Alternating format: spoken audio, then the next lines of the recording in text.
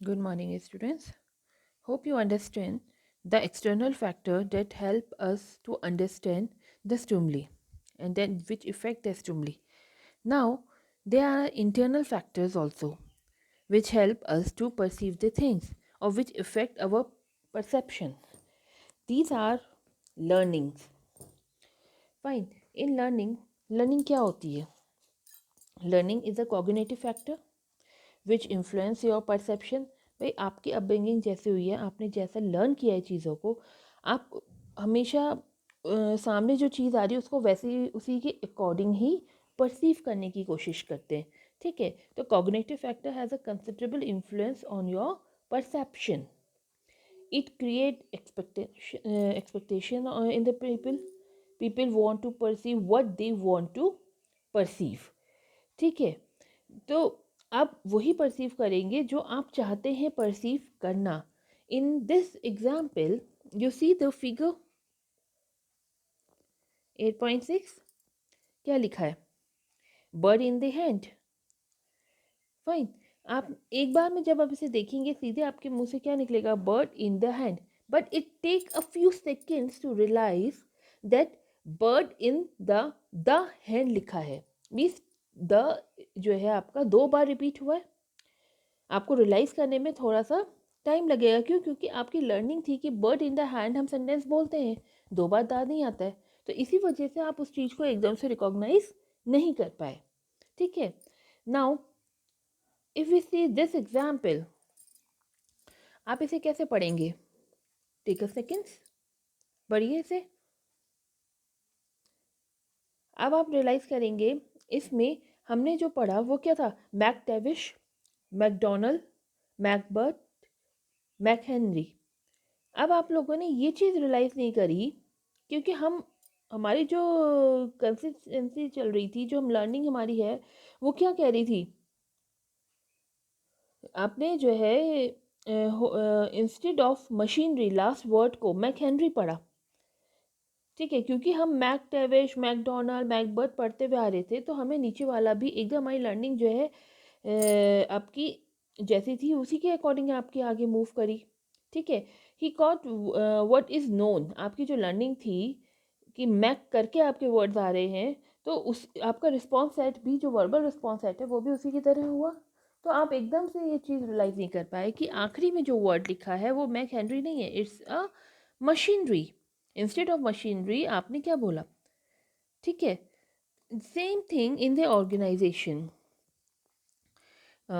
In organization manager past experience learning strongly influence their perception। ठीक है, for example आप देखेंगे कि executive are influenced by their functional background well making any decision. उसका जो functional background है वो इफेक्ट करता है when they are going to take any decisions.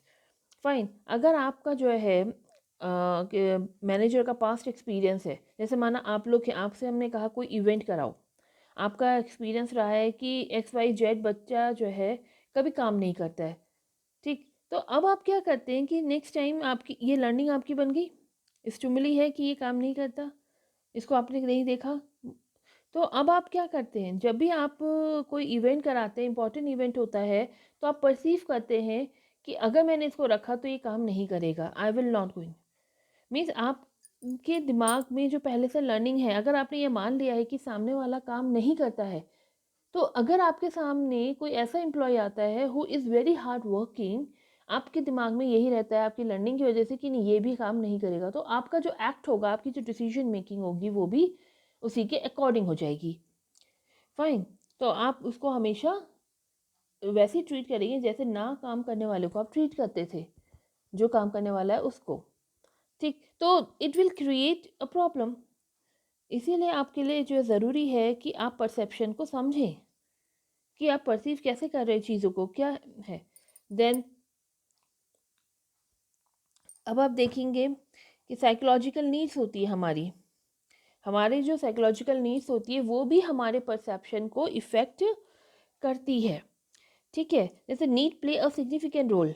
आपने देखा है कि मुझे पानी की ज़रूरत है, मुझे पानी की ज़रूरत है, तो मैं अगर रेगिस्तान में हूँ तो मुझे हर जगह जो है मिराज दिखेगा, हर जगह पानी दिखेगा दूर दूर, और आप उसके लिए भागते हैं, तो आपकी नीड आपको वो चीज़ दिखा रही है। तो unreal things often look real because of deprived needs, जो पूरी नहीं हुई है। ठीक है, there is a illusion of water for the thirsty person in the desert, like Maslow theory आपने पढ़ी थी इन योर फर्स्ट सेमेस्टर, आपने मैस्लो थ्योरी मोटिवेशन में पढ़ी होगी बेटा। तो मैस्लो थ्योरी में क्या था, आपको freedom, love, respect all are waved out, ये जो आपकी अपर नीड्स हैं ये सारी ख़त्म हो जाएंगी अगर इनकी कोई वैल्यू नहीं रहेगी, दे आर बिकम यूजलेस अगर आपका पेट ही नहीं भरा है। आपकी सबसे पहली नीड क्या है, आपको जो है भूख लगी है, आपकी भूख होनी चाहिए, ये सोशल साइकोलॉजिकल नीड है पहले, कि आपकी जो है पहले भूख शांत होनी चाहिए, आपका रोटी कपड़ा मकान मिलना चाहिए, उसके बाद फिर आप सोचते हैं ना अपनी आगे की नीड्स के बारे में कि मुझे love, freedom, respect, self actualisation चाहिए। ठीक है, he can scarcely perceived the other as a whole person if his basic need not fulfil. अगर आपकी बेसिक नीड ही फुलफिल नहीं है तो आप किसी को जो है अच्छे से परसीव नहीं कर सकते। ठीक है, then your age differences play also play important role. आप देखते होंगे जो ओल्ड है, सिंसियर एग्जीक्यूटिव्स हैं, they always complain about the inability of the new young one to take tough decisions.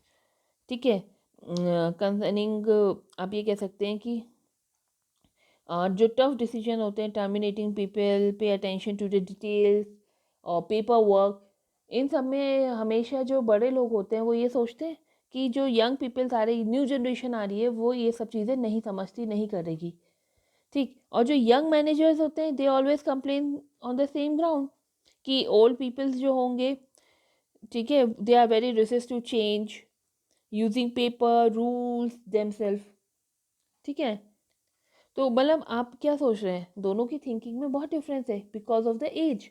Old people चीज़ों को डिटेल में समझना, पेपर वर्क करना में ज़्यादा अटेंशन पे कर रहे हैं, दे नीड, और उनके दिमाग में क्या है कि जो नए लोग हैं वो ज़्यादा डिटेल में काम नहीं करते, वो टफ डिसीजंस लाइफ के नहीं ले सकते। और जो यंग पीपल हैं वो क्या सोचते हैं कि old people are wasting their time in the paper and rules and all. ठीक, this is called age differences, जिसकी वजह से हमारी साइकोलॉजी भी जो है, जो हमारा परसेप्शन है किसी चीज़ को करने का, वो चेंज हो रहा है। ठीक है, interest is also play important role in interest we see it influence by the interest of the perceiver. आपका जिसमें इंटरेस्ट है वो भी आपके जो है परसीव करने में चेंज लाता है। मीन्स फॉर एग्जाम्पल आप देखिए, एक आर्किटेक्ट है, इफ आर्किटेक्ट जो है एक बार किसी बिल्डिंग के आगे से जाएगा तो उससे जितनी डिटेल्स हो सकती हैं उसमें, as many as detail he will notice by single pass. But अगर हम में से कोई जा रहा है, वी आर नॉट आर्किटेक्ट, तो हम लोग जो है उस नज़र से नहीं देख पाएंगे उस चीज़ को। ठीक है, क्यों? क्योंकि एक आर्किटेक्ट का इंटरेस्ट है बिल्डिंग की जो है बनावट को देखना, नोटिस करना। ठीक है, बट हमारा नहीं है इंटरेस्ट, तो हम उस चीज़ को नहीं देखते। ठीक है, one thing is more important is there, the ambivalence. Ambivalence is the feeling, mixed feeling about any situation. ठीक है, इसमें आप समझ सकते हो ऐसे, जैसे यंग मैन है, may be very ambivalent about his fiancee virtue और शॉर्ट कमिंग्स। ठीक है, आपसे पूछा जाता है कि आपके दिमाग में क्या है, you are grown up now, आपसे पूछा जा रहा है कि आपको किस तरीके का लड़का पसंद है शादी के लिए, या किस तरह की लड़की पसंद है, तो आपके दिमाग में बहुत ही मिक्स फीलिंग आती है कि may be attractive, charming, or with whom he or like to see, but she may be also insecure and have a poor self concept, or you can but यहाँ पर आपके दिमाग में बिल्कुल क्लियर पिक्चर नहीं आ रही कि किस तरीके के आपको चाहिए। आप बहुत सुंदर चार्मिंग पर्सनालिटी को भी चाह रहे हैं, और ये भी आप चाहते हैं कि वो इनसिक्योर है, उसको अपने बारे में जो है ज़्यादा वो ना हो।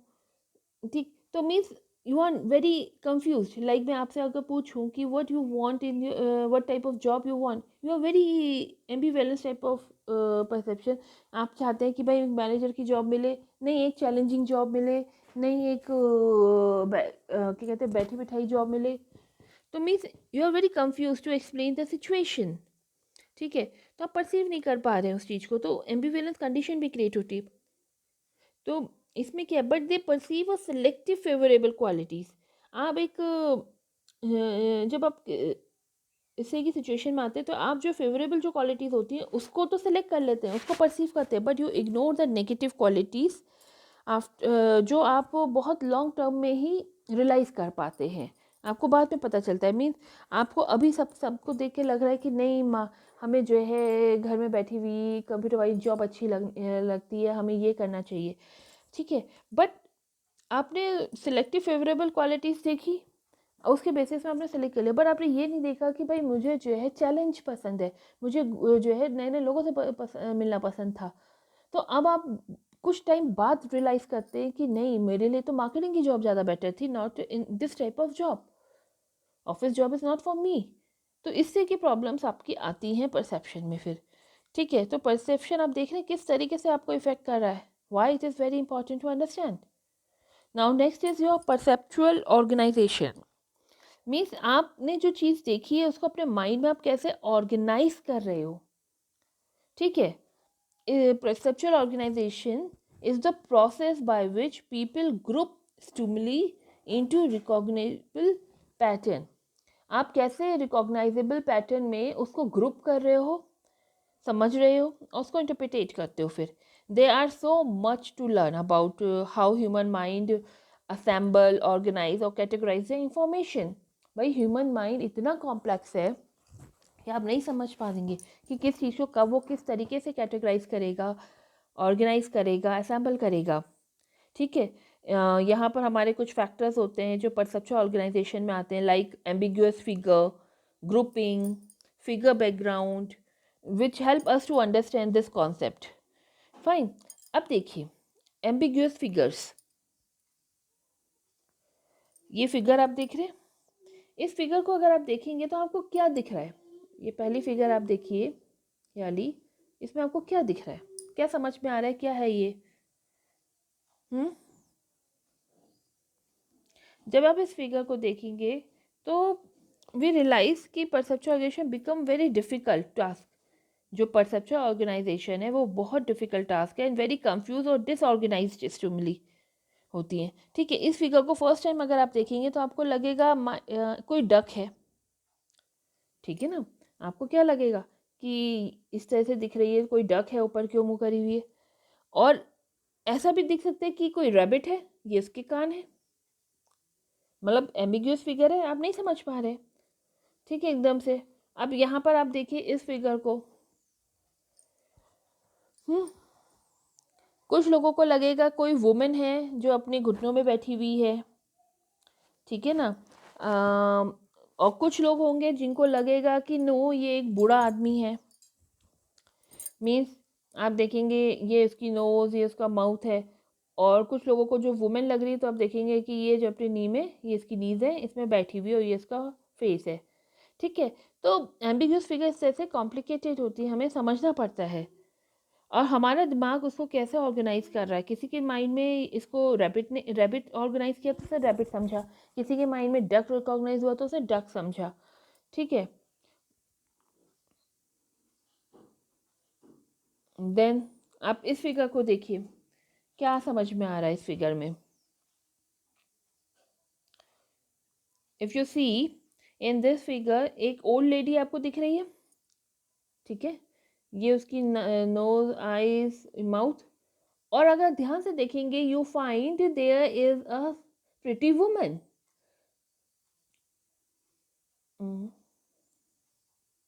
Pretty woman means this is the eyes, mouth, उसका ये चिन।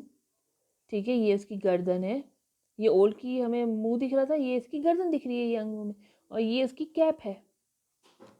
ठीक है, तो आप देख रहे हैं किस तरीके से एम्बिग्यूअस फिगर्स होती हैं। देन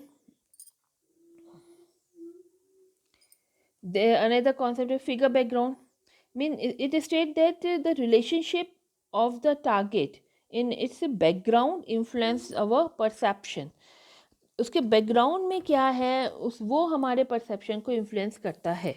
आप किसको फिगर कह रहे हो, किसको बैकग्राउंड समझ रहे हैं, ठीक है। According to this principle, perceived objective stand out as a separate from their general background. जो हम परसीव कर रहे हैं जिस ऑब्जेक्ट को, वो हमारा फिगर है, वो बिल्कुल अलग दिखेगा हमें उसके बैकग्राउंड के कंपैरिजन में।